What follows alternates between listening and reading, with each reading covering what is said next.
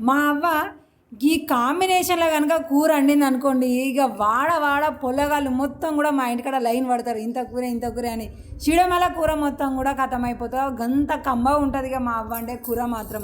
ఇక చాలా నాళ్ళు అవుతుంది కదా అని ఇక నా మొగని మంచిగా పక్కకు కూర్చొని గోకి రక్తం వచ్చేటట్టు గోకంగా ఇక తీసుకొచ్చి పెట్టిండు ఇక ఈ కూరగాయలు. ఇక చూస్తున్నారు కదా, ఇక గిడ చూసేది ఇక వంటగదిలోకే పోదంపాలి. ముందుగాలైతే బువ్వే వండినుల్లో, ఎందుకంటే కూర చిడిమల అవుతుంది, అన్నం కోసం అంతసేపు ఆగలేం కదా, అందుకే అటు బువ్వ పెట్టిన ఇక బువ్వ అయింది. ఇక కూర గిన్నె పెట్టి ఇంతంత నూనె, కొత్తిమీర, పుదీనా, మంచిగా ఏమంటారు అల్లము, ఇక అప్పటిదప్పుడు దంచింది. నిజంగా గిట్లా వేసే మా ఇంట్లో వంటలు అయితే మాత్రము ఏకదమ్గా ఉంటున్నాయి, పిల్లల ఆరోగ్యం కూడా మస్తుగా ఉంటుంది. మీరు ఒక 1 వీక్ ట్రై చేయాలి, కొన్న అల్లం పక్కకు పెట్టేసి గప్పటికప్పుడు నూరింది ఏసుడు అయితే షురు చేయాలి, మస్తుగా ఉంటుంది పానం. నేనైతే మస్తు ఎక్స్పీరియన్స్ అని చెప్తున్నా. ఇక దాని తర్వాత మన అసలు సిసలైన రొయ్యలు ఉన్నాయి కదా, దానికంటే ముందుగాల ఇంతంత వేడి గిన్నె మీద ఏంపిన పోయినా ఏమన్నా పొట్టు గిట్టు తట్టు లట్టు ఉంటే అవన్నీ తీసేసిన.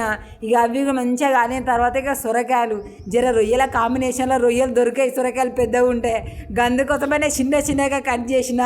ఇక అవి కూడా వేసి కలిపి బుత్తంత సేపు అయినాక మూత తీయగానే కమ్మటి వాసన, నోట్లో నూనెలు ఊరుతున్నాయో ఎప్పుడైతే అది రా పాడమని కొట్టుకుంటా ఉంది. ఇక బుత్తం అంత సేపు అయినా పండు టమాటాలు ఇక రేటు పెరిగిందిలో, అందుకే 2 వేసిన, కట్ చేసిన, అవి వేసిన. ఇక అవి కూడా మంచిగా దగ్గర కడిగినాయి. అయిన తర్వాత ఇక మన టేస్ట్కి సరిపడా ఇంతంత కారము, ఇంతంత ఉప్పు. ఇక సొరకాయ కాబట్టి మనం పచ్చిమిర్చి ముందుగా వేసుకున్నా మంచిగా ఉంటాయి, కానీ రొయ్యలు వేసినాం కదా, పచ్చిమిర్చిలకు రొయ్యలకు జర టేస్ట్ వేరే తిరుగు ఉంటుంది.